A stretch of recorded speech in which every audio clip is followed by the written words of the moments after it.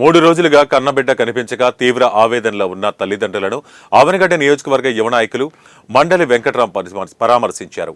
కృష్ణా జిల్లా అవనిగడ్డ లంకమ్మ మాన్యం కాలువ గట్టుపై గుడారాల్లో నివసిస్తున్న ఆవుల గోపి కొండాలమ్మలను ఆయన పరామర్శించి ధైర్యం చెప్పారు. అదృశ్యమైన చిన్నారి దివ్య ఆచూకీ కోసం పోలీసు బృందాలు విస్తృతంగా గాలింపు చర్యలు చేస్తున్నట్లు వెల్లడించారు. ఆందోళన చెందవద్దని భరోసా కల్పించారు.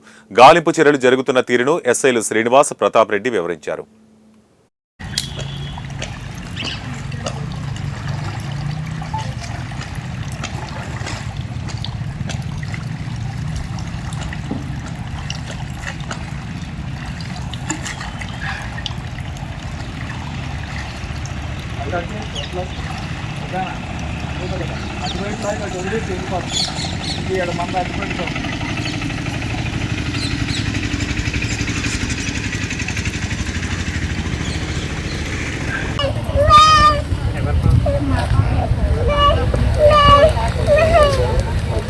ఏం జరిగింది అసలు ఎప్పుడు ఎలాంటి ఇంత రాలా.